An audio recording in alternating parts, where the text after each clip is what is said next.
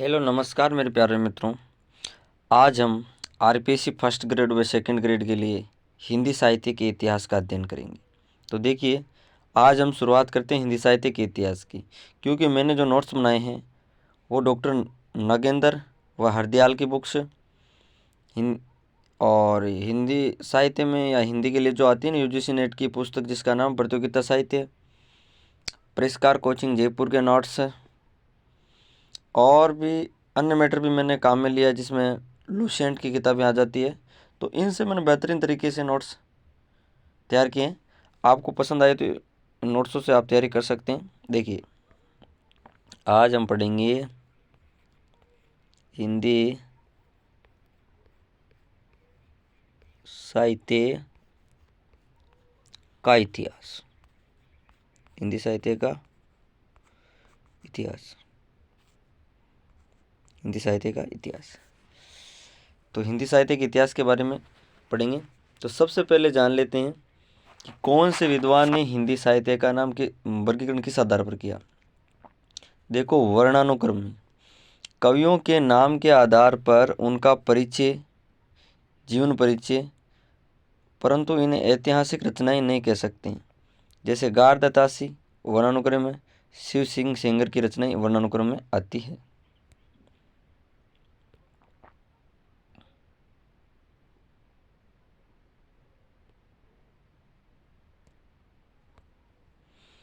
अब देखिए आगे,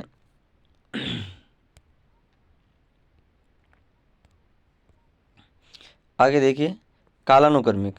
कालानुक्रमिक कवियों के जीवन काल को आधार बनाकर, कालानुक्रमिक मतलब कवियों के जीवन को आधार बनाकर लिखे गए काव्य ग्रंथ। जैसे मान लो कोई कवि है, उसके जीवन काल को आधार बनाकर लिखे गए, जैसे जॉर्ज ग्रियर्सन व मिस्र बंधुओं ने इतिहास को कालानुक्रम के अनुसार उनका वर्गीकरण किया इतिहास का। आगे देखिए, अविधेयवादी साहित्य लेखन में ये सर्वोत्कृष्ट कालक्रम में विधेयवादी मतलब इसकी विधेयवादी के जनक तेन बेन मोदे हैं। इसका प्रयोग आचार्य रामचंद्र शुक्ल ने सर्वप्रथम किया और आचार्य रामचंद्र शुक्ल ने सबसे पहले परिभाषा दी कि प्रत्येक देश का साहित्य वहाँ की जनता की चित्तवृत्तियों का संचित प्रतिबिंब होता है। आदि से अंत तक इन्हीं चित्तवृत्तियों का सामंजस्य सामाजिक परिस्थिति के अनुसार करते हुए लिखना साहित्य का सामंजस्य कहलाता है। यह बात बताई थी आचार्य रामचंद्र शुक्ल ने। ये विधेयवादी थे, रामचंद्र शुक्ल विधेयवादी थे। उसके बाद में देखिए,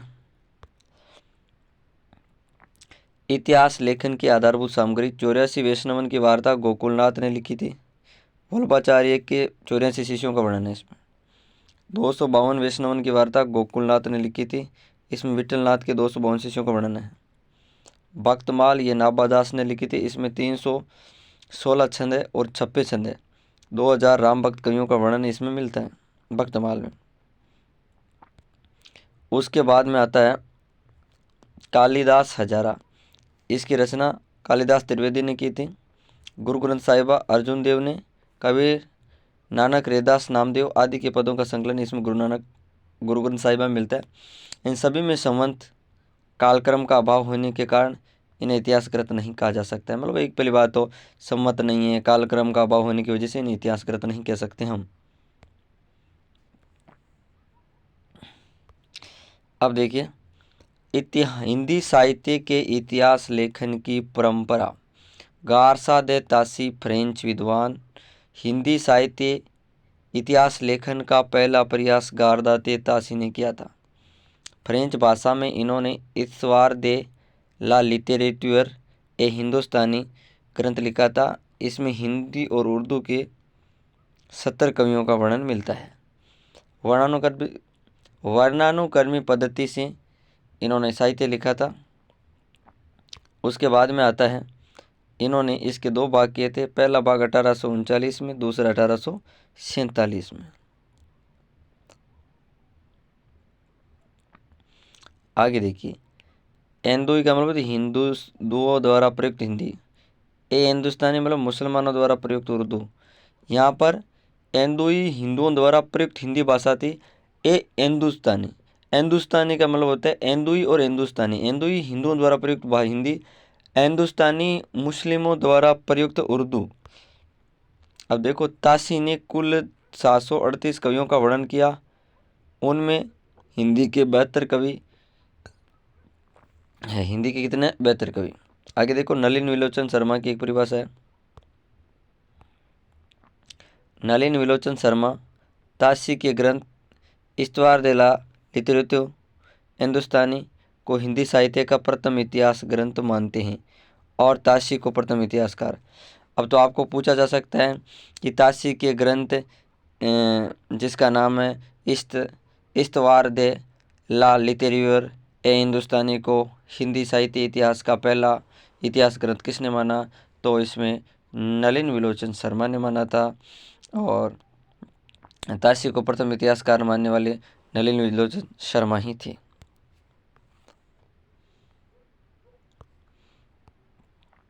ताशी ने सेकंड भाग 1847 को 1871 में पुनः 3 खंडों में विभक्त कर दूसरा संस्करण निकाला। कवियों का कालक्रम के स्थान पर वर्णन किया था, अंग्रेजी वर्णक्रम के आधार पर प्रस्तुत किया। कालक्रम के अनुसार अंग्रेजी वर्णक्रम अल्फाबेट के हिसाब से कवियों का वर्णन किया। अब की बार गारसा दे ताशी का हिंदी अनुवाद लक्ष्मी नारायण वैष्णव ने किया था। अब देखो, गारसा दे ताशी का जो इतिहास ग्रंथ था उसकी कमियां। पहले बात तो काल विभाजन का प्रयास नहीं किया गया, कवियों का कालक्रमानुसार वर्णन न करना, हिंदी के अतिरिक्त कवियों को भी इसमें शामिल कर दिया गया, युगीन परिस्थितियों का विवेचन नहीं करना, इतिहास लेखन परंपरा में नींव का पत्थर साबित। दूसरी बात है, प्रथम प्रयास कवियों की जीवनी व उनकी रचनाओं का लेखन को महत्व दिया गया।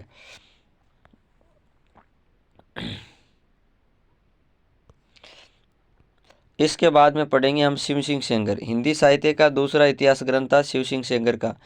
तो ताशी की परंपरा को आगे बढ़ाने का श्रेय शिव सिंह सेंगर को जाता है। इनका ग्रंथ शिव सिंह सरोज था। हिंदी भाषा प्रकाशन वर्ष इनके ग्रंथ का 1883 है। 1000 कवियों का वर्णन, कवियों की जीवन चरित व संबंधित घटनाएं व चरित व कविताओं संग्रह, जिसमें कवियों का रचनाकाल जन्मकाल के संकेत मिलते हैं। हिंदी साहित्य इतिहास लेखन में प्रस्थान बिंदु माना जाता है इसको। हिंदी में लिखा गया प्रथम इतिहास, हिंदी भाषा में लिखा गया पहला इतिहास माना जाता है। बहुत इंपॉर्टेंट है, पूछा जाता है कि हिंदी में लिखा गया प्रथम इतिहास ये है। और देखो, हिंदी साहित्य का दूसरा इतिहास और तारसा की परंपरा को आगे बढ़ाने का श्रेय जाता है शिव सिंह सरोज। हिंदी भाषा का ग्रंथ है, 1883 में इसका प्रकाशन। 1000 कवियों का इसमें वर्णन है। कवियों की जीवन चरित्र व संबंधित घटनाओं का वर्णन मिलता है। जीवन चरित्र व कविताओं का संग्रह माना जाता है। कविताओं का रचनाकाल जन्मकाल, कविताओं के रचनाकाल व जन्मकाल के संकेत भी मिलते हैं। हिंदी साहित्य इतिहास के लेखन में हिंदी साहित्य इतिहास लेखन का प्रस्थान बिंदु भी माना जाता है। अब देखो आगे, जॉर्ज ग्रियर्सन ने तीसरा प्रयास किया था, the modern vernacular literature of Hindustan. प्रकाशन इसका 1888 में हुआ था। इसके ग्रंथ का प्रकाशन 1888 में कब हुआ था? 1888 में हुआ था। और स्वतंत्र रूप से प्रकाशन 1890 में प्रकाशित एशियाटिक सोसाइटी ऑफ बंगाल की पत्रिका के विशेषांक के रूप में इसको निकाला गया। अंग्रेजी भाषा में इसका प्रकाशन हुआ था, जिसका प्रकाशन किशोरीलाल गुप्त ने किया था। हिंदी साहित्य का प्रथम इतिहास सही अर्थों में इसे ही माना गया, वैज्ञानिक दृष्टि से व्यवस्थित मतलब इतिहास ग्रंथ माना जाता है।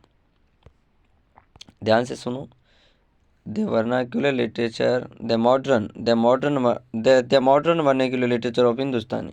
प्रकाशन सन 1888 में, स्वतंत्र रूप से 1890 में। और इसका एशियाटिक सोसाइटी ऑफ बंगाल की विशेष पत्रिका विशेषांक के रूप में प्रकाशन हुआ था। प्रकाशन किसने किया? किशोरीलाल गुप्त ने किया था। हिंदी साहित्य का प्रथम इतिहास सही अर्थों में इसे ही माना जाता है, वैज्ञानिक दृष्टि से व्यवस्थित, और इसकी भाषा अंग्रेजी है।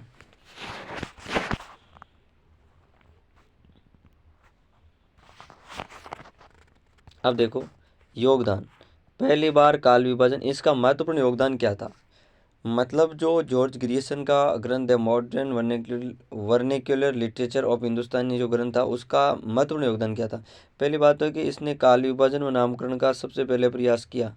दूसरी बात है संपूर्ण साहित्य को कालखंडों में बांटा गया, कालखंडों में बांटा गया। भक्ति काल को स्वर्ण युग कहा जाता है और भक्ति काल को इन्होंने स्वर्ण युग कहा। तुलसी को बुद्ध के बाद दूसरा सबसे बड़ा अवतार किसने माना था? ग्रियर्सन ने माना था।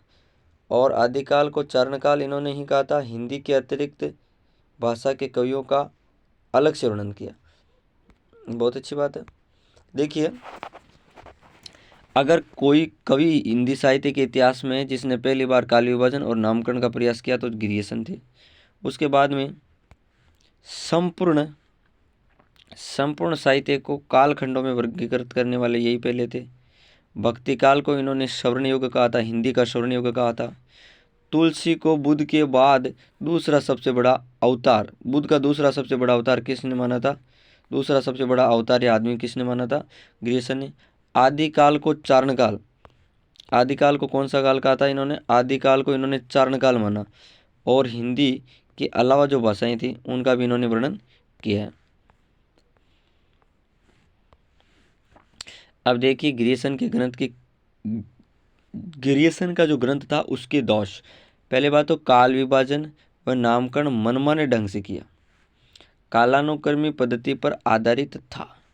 अब ग्रियर्सन का कथन, मैं आधुनिक भाषा साहित्य विवरण प्रस्तुत करने जा रहा हूं। अब आगे देखिए, मिश्र बंधु श्याम बिहारी, सुखदेव बिहारी, गणेश बिहारी। श्याम बिहारी, सुखदेव बिहारी, गणेश बिहारी, ये तीन थे और ये तीनों मिश्र बंधु कहलाते हैं। क्या कहलाते हैं? मिश्र बंधु। इनकी रचना का नाम मिश्र बंधु विनोद, भाषा इसकी हिंदी है। तीन भागों में प्रकाशन हुआ था। कितने भागों में प्रकाशन हुआ? तीन भागों में।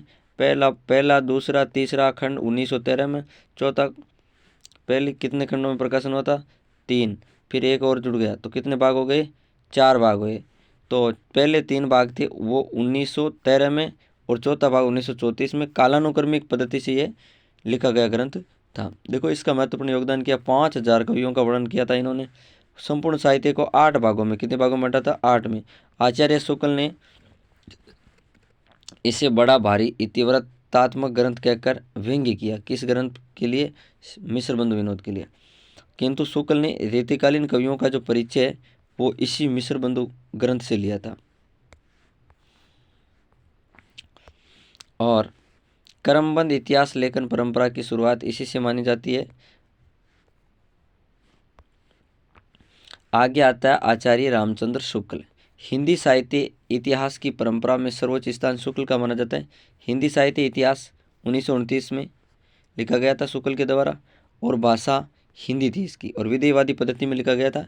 यह ग्रंथ काशी नागरी प्रचारणी सभा की भूमिका के रूप में लिखा गया था। हिंदी शब्द सागर नाम था इसका, नाम से प्रकाशित। और उस समय यहाँ के अध्यक्ष, काशी नागरिक प्रचारणी सभा के अध्यक्ष राधाकृष्ण दास थे। स्थापना इसकी कब हुई थी? इसकी स्थापना 16 जुलाई 1893 में 16 जुलाई 1893 में काशी नागरिक प्रचारणी सभा की स्थापना हुई थी। योगदान, आचार्य शुक्ल ने विधेयवादी सामाजिक परिस्थितियों के आधार पर इसे अपनाया। अब देखो आगे, दोहरे नामकरण की परंपरा का प्रारंभ। आदिकाल को इन्होंने वीरगाथा काल कहा था। आदिकाल को शुक्ल ने क्या कहा था? आदिकाल को शुक्ल ने वीरगाथा काल कहा था। भक्ति काल को दो भागों में बांटा। निर्गुण को ज्ञानाश्रयी और प्रेमाश्रयी शुक्ल ने कहा था। सगुण में सगुण धारा और निर्गुण धारा। अब देखिए, आचार्य तुलसी को प्रथम स्थान, दूसरा स्थान सूर्य को, तीसरा स्थान जायसी को प्रदान किया था। किसने? शुक्ल ने। आचार्य शुक्ल रीतिकाल का विकास नहीं कर पाए, मतलब रीतिकाल के विभाजन नहीं कर पाते हैं। विभाजन की बात हो रही है। आचार्य शुक्ल रीतिकाल का विभाजन पूरी तरह से नहीं कर पाते हैं। ये कार्य आचार्य विश्वनाथ प्रसाद मिश्र ने किया। रीतिकाल का अच्छा विभाजन विश्वनाथ प्रसाद मिश्र ने किया था।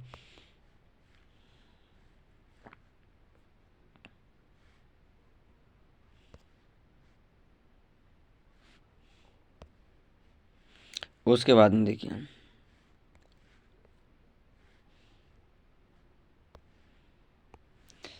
आचार्य विश्वनाथ प्रसाद मिश्र ने किसका काल विभाजन किया था? रीतिकाल का। और रीतिकाल को कितने भागों में बांटा हुआ था? 3 में। रीतिबद्ध, रीतिसिद्ध, रीतिमुक्त। रीतिबद्ध, रीतिसिद्ध, रीतिमुक्त। आचार्य विश्वनाथ प्रसाद मिश्र ने इसका कालक्रम किया था, विभाजन किया था। उसके बाद में आता है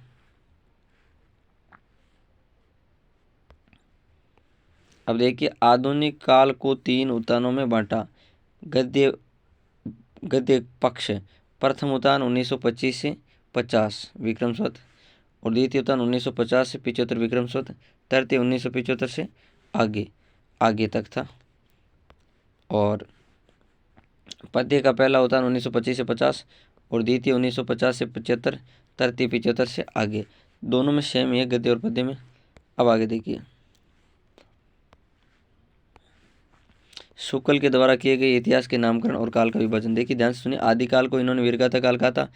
1050 से 1050 से, देखो इन्होंने 1050 कहाँ से कहाँ तक? 1050 से 1375 विक्रम संवत तक काल विभाजन माना। मतलब 993 ईस्वी से इनका काल जो आदिकाल है वो शुरू होता है। उसके बाद में पूर्व मध्यकाल, पूर्व मध्यकाल को उन्होंने भक्ति काल कहा था। ये 1375 से 1700 विक्रम संवत तक था। उसके बाद में आता है उत्तर मध्यकाल को इन्होंने रीतिकाल का। रीतिकाल 1700 से 1900 विक्रम संवत तक आता है। उसके बाद में इन्होंने आधुनिक काल को गद्य काल का। कौन सा काल का था? गद्य काल। और इसका 1900 से 1984 तक, 84 तक का काल माना है। कहाँ तक का? 84 तक, संवत 84 तक, संवत 84 तक, विक्रम संवत 84 तक का जो काल है उसको इन्होंने इस प्रकार से माना है। ठीक है।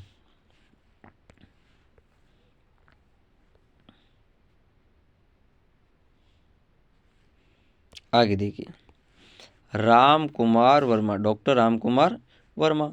हिंदी साहित्य का आलोचनात्मक इतिहास 7 प्रकरणों में बंटा हुआ है, विभक्त है। इन्होंने आधार बनाया था रामचंद्र शुक्ल के इतिहास ग्रंथ को। और हिंदी साहित्य का आलोचनात्मक इतिहास है, उसका प्रकाशन 1938 में प्रथम भाग प्रकाशित हुआ। 693 ईस्वी से 1693 ईस्वी तक 1000 वर्षों का साहित्य इतिहास किसने लिखा था? रामकुमार वर्मा ने। दूसरा भाग, ये भाग प्रकाशित नहीं होने के कारण इसे एक अधूरा ग्रंथ माना जाता है। अब देखिए, निर्गुण ज्ञानाश्रय को इन्होंने संत काव्य कहा। निर्गुण ज्ञानाश्रय धारा को इन्होंने संत काव्य कहा था। प्रेमा मार्गी को प्रेम काव्य कहा था। और अपभ्रंश के पहले कवि स्वयंभू को हिंदी का पहला कवि मानते हैं। अपभ्रंश के पहले कवि स्वयंभू को हिंदी का पहला कवि रामकुमार वर्मा किसको मानते हैं? स्वयंभू को। और वो अपभ्रंश भाषा का पहला कवि माना जाता है। हिंदी साहित्य का आरंभ 693 ईस्वी से मानते हैं। हिंदी साहित्य इतिहास का आरंभ कब से मानते हैं? 693। और शुक्ल 993। ये कब मानते हैं? 693। अब आगे देखिए, इन्होंने काल का विभाजन किस प्रकार से किया था? आगे देखते हैं।